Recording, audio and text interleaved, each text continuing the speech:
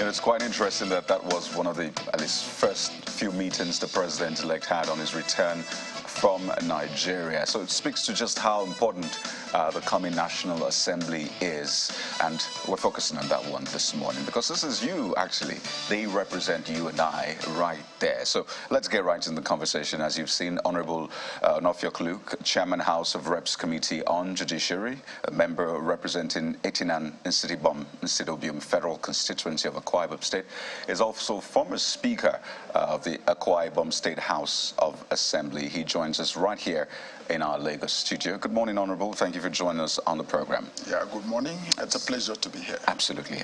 I'm sure I got the names of the federal constituency right. Yes, you have. I'll give you maybe 95%. Okay, that's a pass. That's a pass. That's excellent. But let's talk about, first, recently you made a very interesting comment that got a lot of people talking on and off social media when you described the victory of Senator Tinubu as God's will. And that's rather interesting coming from a member of the opposition party, knowing that your candidate, the candidate of the PDP, has taken this case to court. So, I mean, will the tribunal take away God's will and replace it with another thing? It looks like you foreclosed that already. So I'd like you to speak to that one, because a lot of people talked about that one. Yeah, you see, when you grant an interview and then some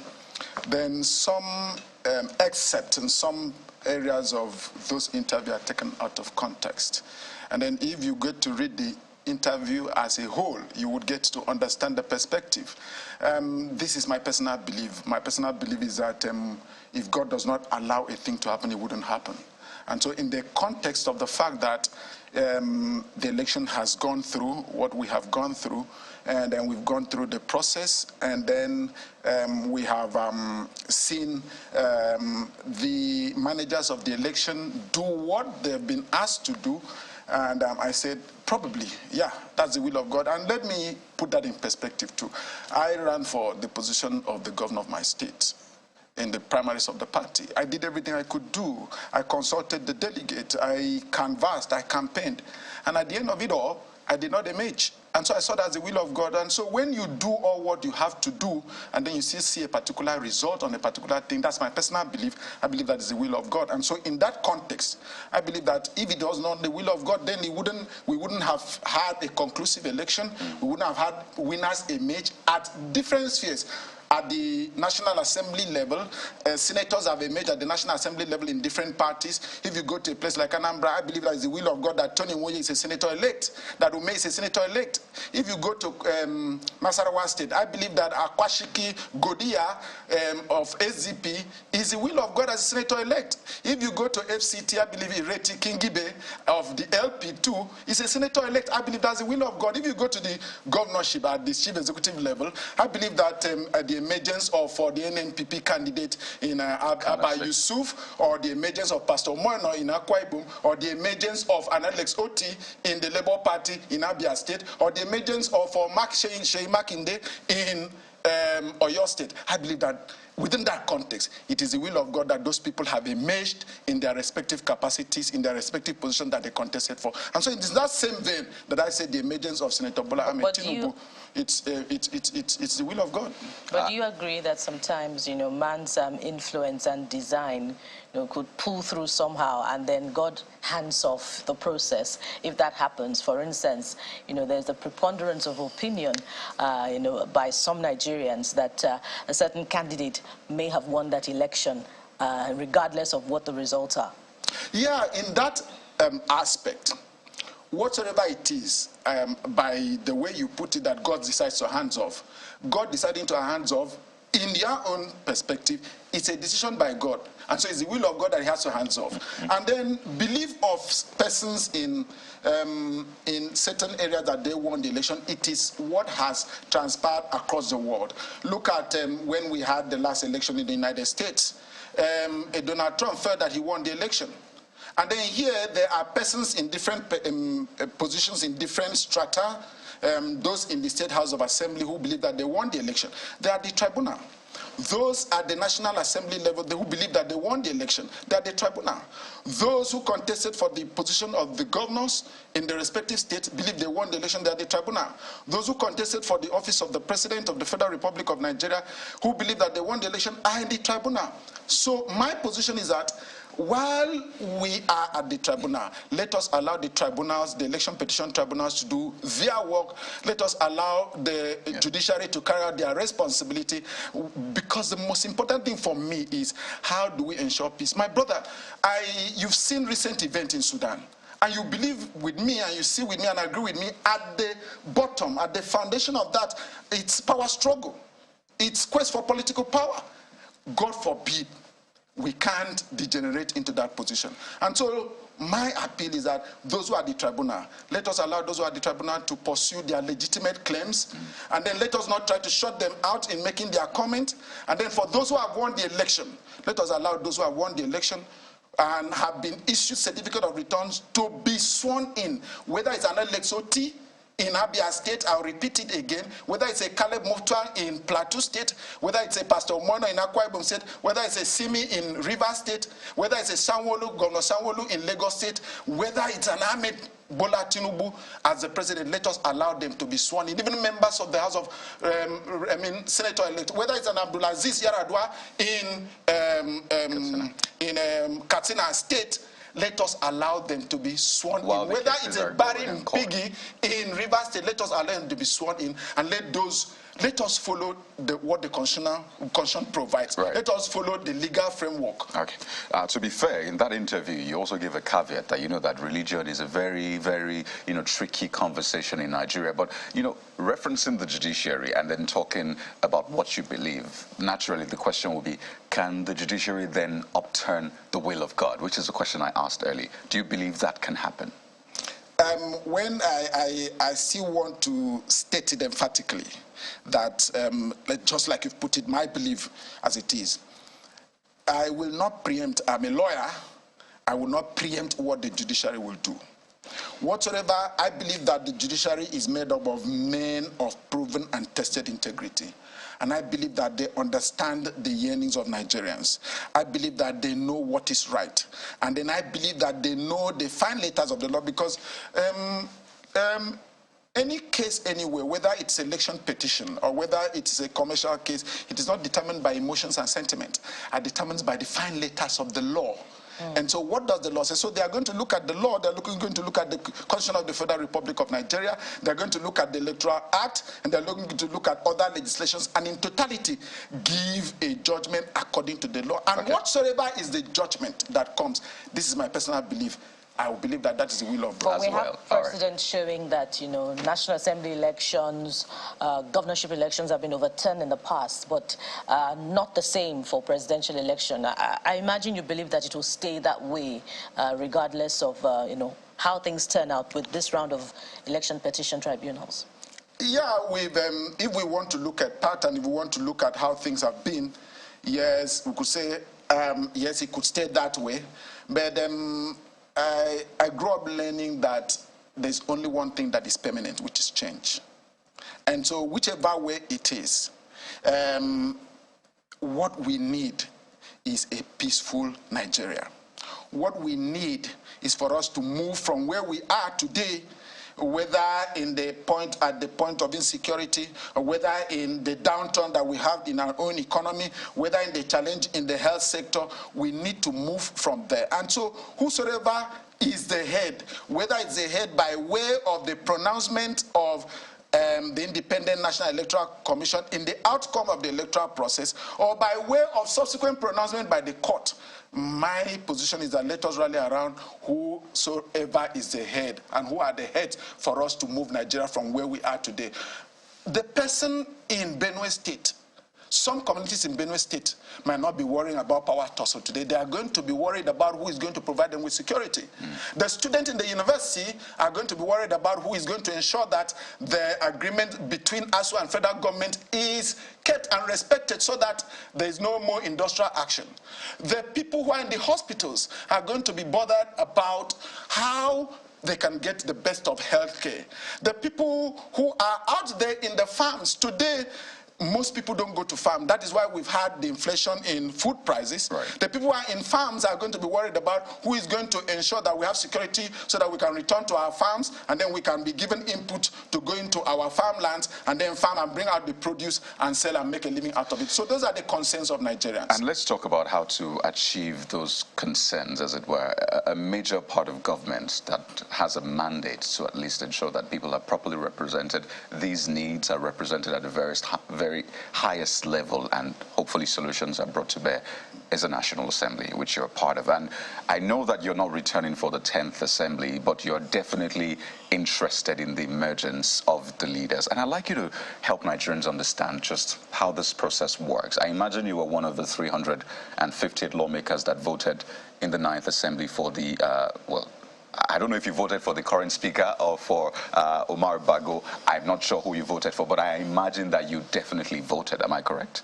Yeah, I did. Okay, so what were the factors you considered? Because there's the usual politicking on the outside, and there's what plays out on the inside with the members who eventually vote, for these people who have put themselves up for leadership of the assembly. So what factors did you consider in voting? I'm not necessarily asking you who you voted for, but what are the factors? You could tell us if you want to. But what are the factors you considered? What plays most important when it comes to emerging as a leader in the National Assembly?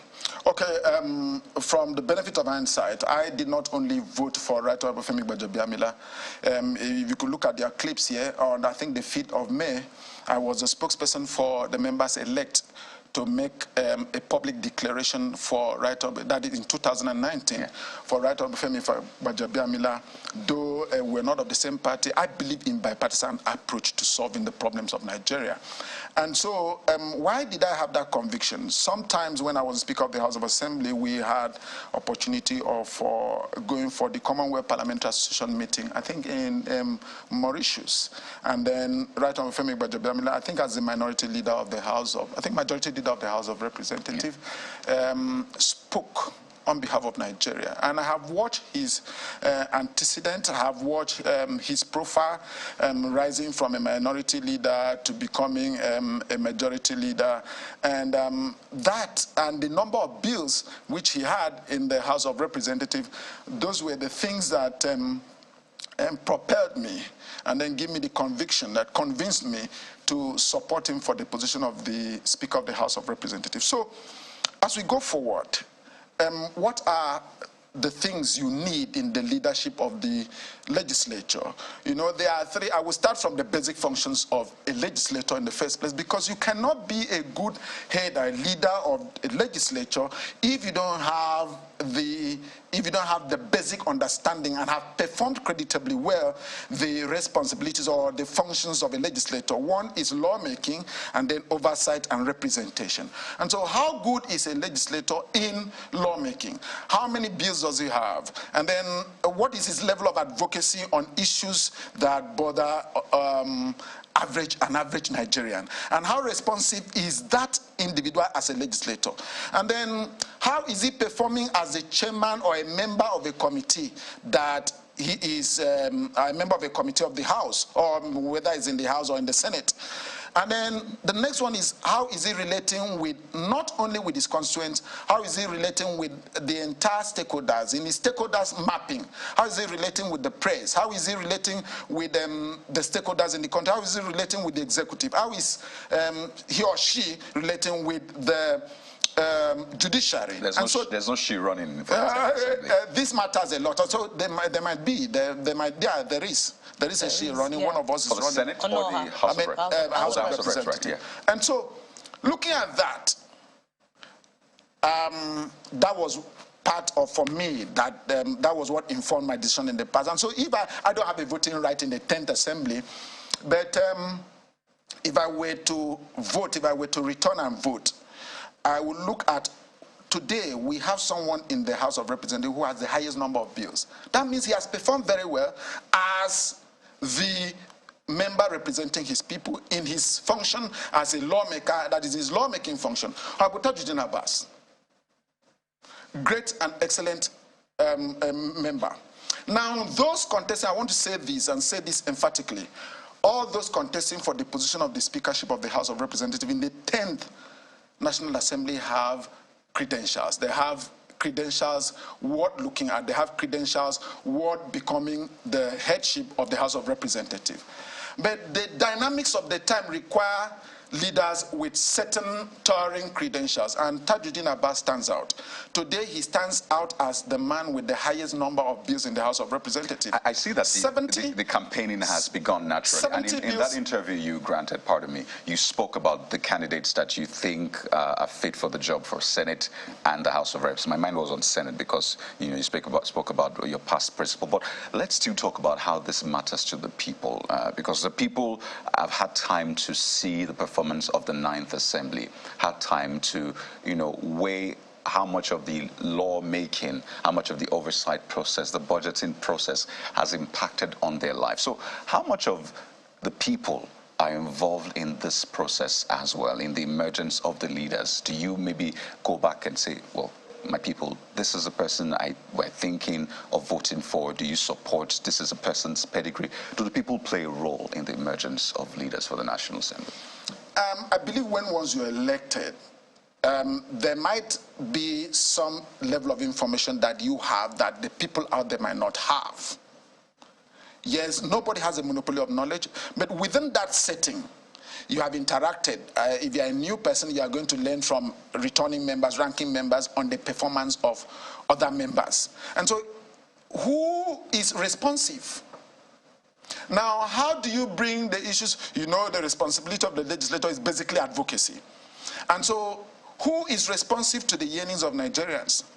Who is responsive to a point that you find out that there are issues that bother Nigerians, whether it's in the health sector, in the education sector, and then you find a way to bring it to the front burner for discussion. In this case, whether through a motion or a bill. And so that responsiveness is seen by the number of bills that the member has, and that's why I will see go back.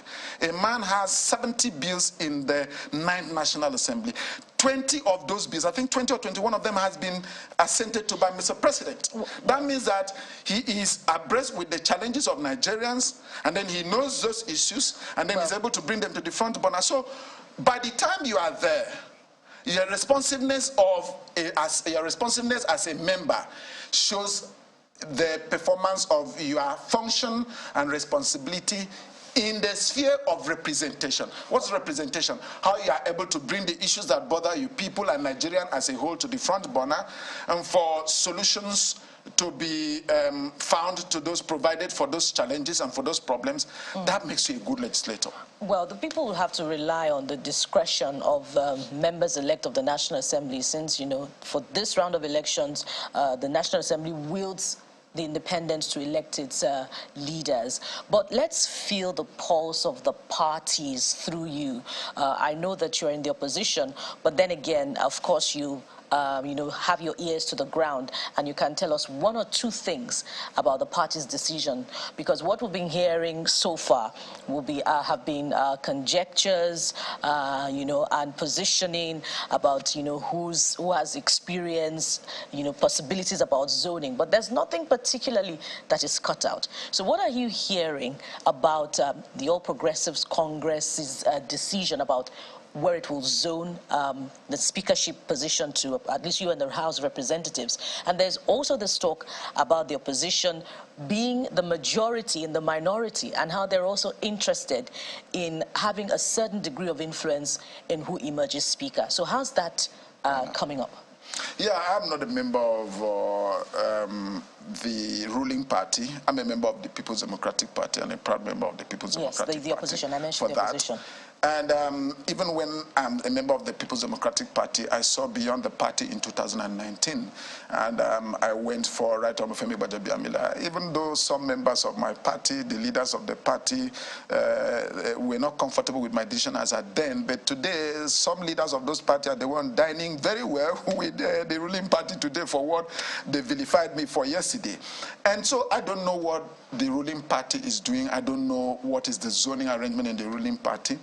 But speaking to that again, if you go to, because I spoke about the House of Representatives and then look at the Senate, so I would appeal whatsoever the, let me use this opportunity, whatsoever the ruling party is doing, the ruling party should look at the South-South for the position of the chairman of the National Assembly, and that is the Senate President. And then, yes, they have to consider a bit, they have to consider religion a bit, in the sense that for the sake of federal character, for the sake of inclusiveness, for the sake of the beauty in diversity that we have, how can we incorporate all?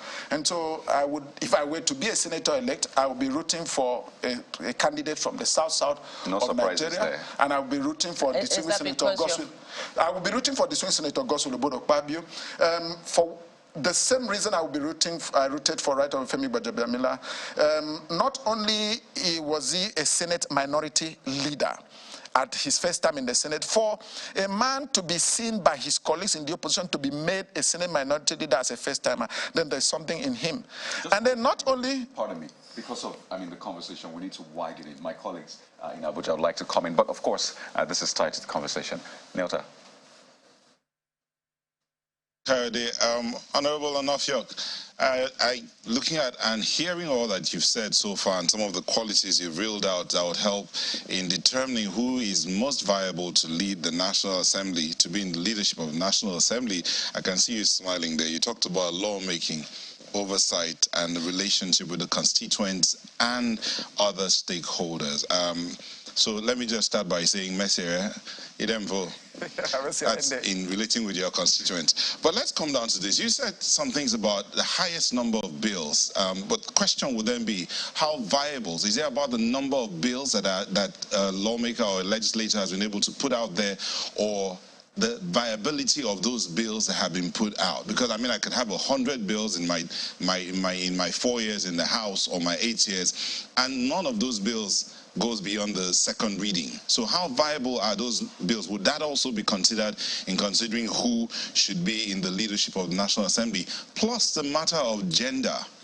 We've talked about the fact that the men have been leading so far, and some quarters today the men have led and they haven't really done so well. Why don't we give the woman a chance? So can we also think about the gender issue, so that women are also given an opportunity to show what they have in terms of leadership? Yeah, you're right. Like I said, I don't have a voting right, and then the members elect and then senators elect would have that decision to make. If I were to be, I am a pro-gender, and I'm one of those who supported the gender bills during the constitutional alteration, though it did not scale through as it were. So I'm a pro-gender. I would definitely be giving support to gender to occupy positions of authority, because they've done well in their different spheres of influence and different spheres of, different offices that they've held in the past. And then speaking about the number of bills, like I stated, in this particular instance, in this context about the member elect, the member that have mentioned that has the highest number of bills, I made mention of the fact that, speaking to the fact that he said, a member might have bills and does not pass through second reading, I gave an example that not only does he have 70 bills in his kitty, and I think about 20 or 21 of those bills have been given assent by Mr. President. That goes to show his level of productivity.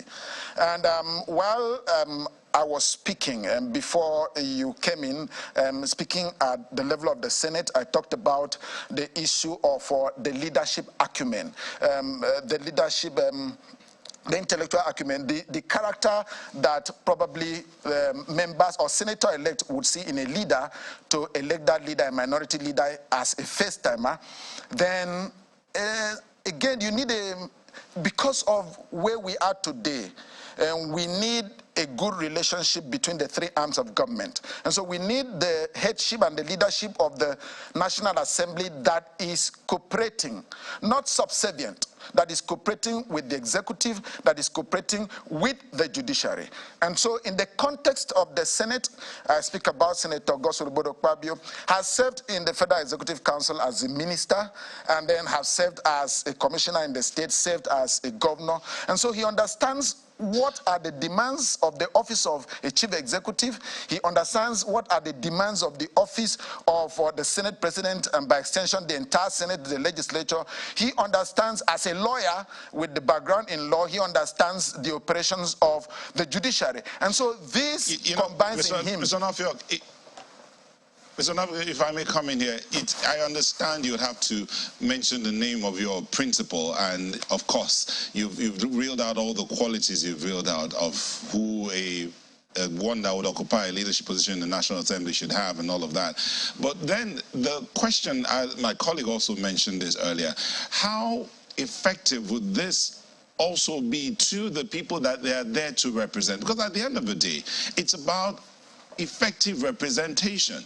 So you're the Senate, you're the President of the Senate, or you're the Speaker of the House of Representatives, or you're a minority whip, or a majority whip, without necessarily mentioning any names here. We're talking about a National Assembly and even a State Assembly that would provide legislation that would benefit the people, because governance is a problem. Yesterday we had guests here, we were talking about security, and the two security consultants and experts here, what the things they pointed out, one of the major issues causing insecurity in the country is the issue of governance. So can we have a legislature, a 10th, yes, you're not returning there, but what do you think about providing a leadership in the National Assembly and the State Assembly that can help to ensure the people are effectively governed? Is it possible, and how can that be? It's possible. If you followed my conversation when I started this conversation, I said that for you to be a good leader of the legislature, you must understand the three basic functions of a legislator. I said lawmaking, oversight, and representation. And so it's in this mix, and coupled with the leadership quality in whosoever is the head. And when I talk about the leadership quality, the head does not operate alone. The legislator is different from the executive, where the chief executive officer will read out instructions and directives in probably a state executive council or the federal executive council to the ministers, or summon the MDAs, summon the heads of agencies, and then gives them matching order. You need the understanding and the cooperation of your colleagues to be able to succeed. Look at today's 9th National Assembly. You will agree with me that we've not had any rancor. We've not had any destabilizing factor. Why? Speaking from the House of Representatives in this case now, is because you had a leadership, both the Speaker, Right Honorable Femi Gbajabiamila, the Deputy Speaker, Right Honorable Ahmed Uwase, the House Leader, the Minority Leader, all carrying the members along. Let me take, for instance, the issue of bringing issues that bother members to the floor. Bother constituents to the floor. It normally comes by way of matters of urgent public importance. By the rules of the House, there are only 2 matters of urgent public importance that should be taken in a day. But because of the need and the challenges we had, mostly security challenges that we had in our federal constituencies day in, day out, there are certain times that the rules of the House had to be relaxed by Right Honorable Speaker, whether it is Right Honorable Femi Gbajabiamila presiding or the Deputy Speaker presiding, for members to take more than 2 or 3 matters of urgent public importance or national importance that affect their constituents. And if you look at the statistics, majority of those issues of national importance bordered on insecurity, whether there have been killings in some places in certain states. And so with this, you need a leader that will, you don't forget the fact that we have the greatest number of new members new members in the House of Representatives. And so they are going to be eager to bring matters that bother their people. Don't forget the fact that we have had the challenges emerging, the angst emerging from these 2023 elections. And so they are going to be using the legislature.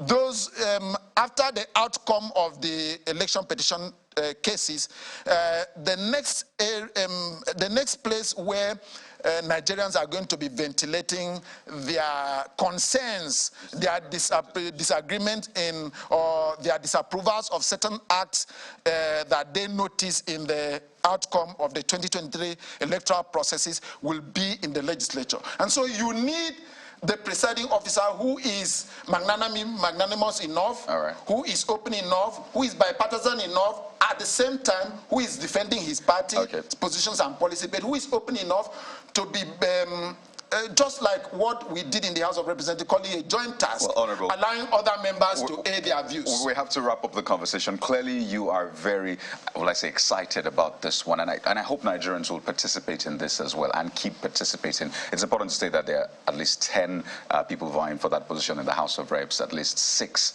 or even more in the Senate. So the coming days will be interesting. But we'd like to thank you so much, Honorable Onofia-Luke, Chairman, House Committee on Judiciary, and you've had a very interesting political history. Who knows what will be next for you, but of course, I'm sure you'll be letting us know. Thank you so much. School. Okay, that's good. Education. Never stop learning, right? Yeah. All right, thank you so much, Honorable, for your time this morning. Thank you. Thank you, brother. So let's go to a quick break now, and when we return, we'll bring you another leg of a conversation that concerns your health, my health. That's in a moment. Stay with us.